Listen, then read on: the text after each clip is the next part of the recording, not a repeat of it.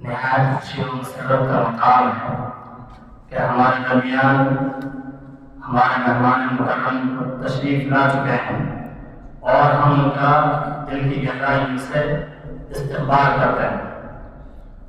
عزیزان گرامی قدر، آپ میں سے کوئی بھی شخص ایسا نہیں ہے کہ جو چودھری جاوید صاحب کے نام سے آشنا نہ ہو۔ چودھری جاوید صاحب علاقائی سطح پر معروف و مشہور رہنما ہیں اور اپنی ذمہ داری کو پورے طور سے نبھانا جانتے ہیں۔ یقینی طور پر انہوں نے ہماری ادنا سی درخواست پر ہمیں عزت بخشی ہے اور آپ تشریف لائے ہیں۔ صحیح بات یہ ہے کہ جو آنا چاہو، شاعر نے کہا ہے کہ جو لوگ آنا چاہتے ہیں اور اپنے دل لگی کا اور تعلق کا اظہار کرنا چاہتے ہیں کہ جو آنا چاہو 1000 رستے، نہ آنا چاہو تو عذر نہ ہو۔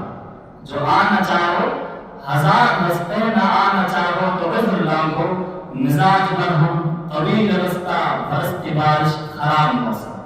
آدمی اپنے اپنے سے وہ عذر تلاش کر لیتا ہے اگر وہ نہیں آنا چاہتا ہے تو۔ صحیح بات یہ ہے کہ مدت سے میری آرزو تھی کہ عالی جناب جامعہ میں تشریف لاتے، کیونکہ میرا بھی تعلق سوہنا سے ہے اور 7 سال تقریباً مجھے یہاں کام کرتے ہو گئے ہیں، اور جب سے میں یہاں آیا ہوں اور بہت سارے تقریباً تمام ہی سیاسی رہنما میوات کے تشریف لا چکے ہیں۔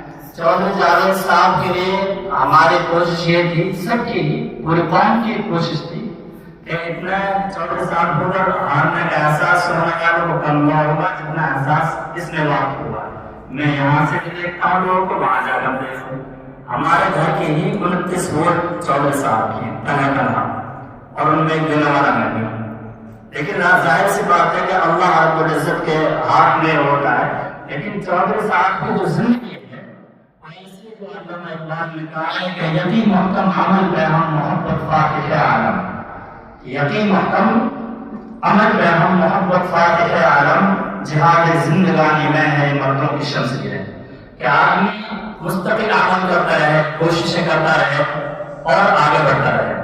بہرحال میں بہت تہ دل سے آپ کو آپ کے استقبال کرتا ہوں، خیر مقدم کہتا ہوں آپ کے لیے کہ آپ تشریف لائے، اور امید کرتا ہوں کہ ایک بزرگ نے کہا ہے کہ اگر اللہ رب العزت آپ سے ذکر کروا رہا ہے اس کا مطلب ہے کہ اللہ تعالیٰ آپ کو قریب کرنا چاہتا ہے۔